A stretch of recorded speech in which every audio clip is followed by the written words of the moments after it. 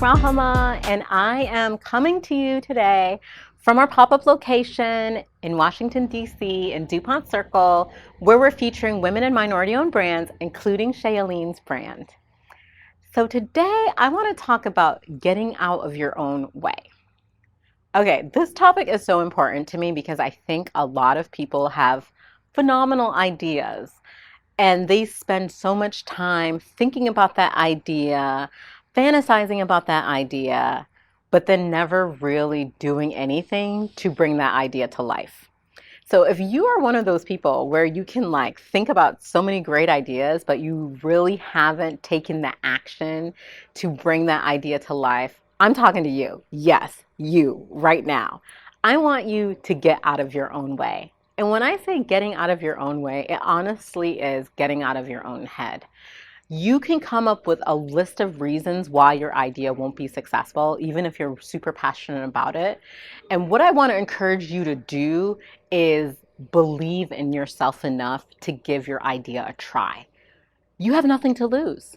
You have nothing to lose. Let me actually take a step back and talk about when I first started Shailene. I truly had no business thinking I could run a business. I wasn't formally educated in business, right? I didn't get a degree in business.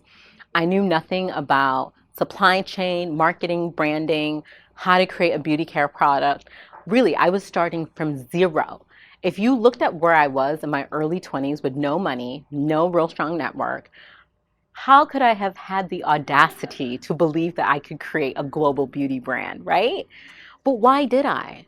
I did it because for me, I felt really strongly that the way the shea butter industry was set up was to the disadvantage of women who deserved a chance to get their products to market in a way that allowed them to generate living wages. Like for me, that was like a no-brainer. This had to happen. I didn't want to live in a world where this wasn't happening. And so I was going to create that. So when it comes to getting out of your way, I think that one of the most important things is having strong conviction and a strong belief in something. It's really hard to think you can do something if you don't believe in it. And so my question to you is, how strongly do you believe in your idea? And how strongly do you believe that idea needs to exist? You're the only person who can answer that question.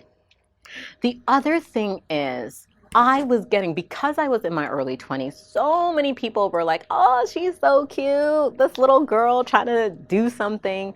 So there were tons of naysayers. There are a lot of people who encouraged me to go get a master's degree, who encouraged me to get a PhD degree. No one was really encouraging me to be an entrepreneur. And this was before it was cool to be an entrepreneur.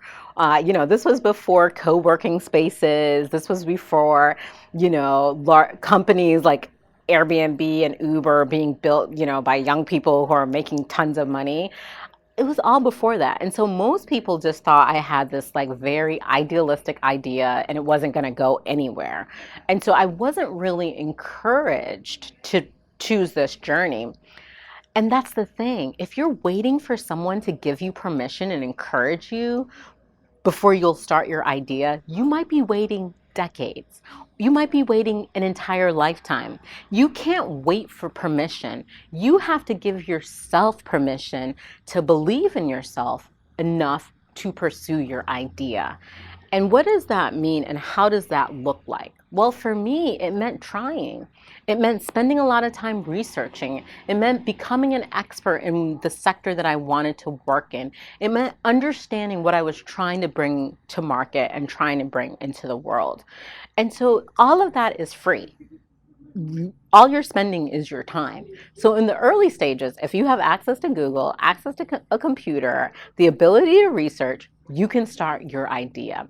And then the other thing is, even if you have a lot of naysayers in your life, you can still tap into communities who will encourage you. So for me, that looked like joining associations, different social impact groups, going to conferences where I could meet people to build my network, and learning from other people who are also trying to build their ideas. Even though I don't come from an entrepreneurial family, or didn't really have a lot of tools and resources to be successful as a business person, building those new networks and connecting to other, dreamers and people who wanted to do some positive change in the world really helped me in terms of my ability to just keep going even when things were really hard. So the last thing I just want to say to you is, why are you standing in your own way? Really and truly, there's no reason you can't bring your idea to life. Absolutely none. Does it mean it's going to happen really quickly? It certainly didn't happen fast for me.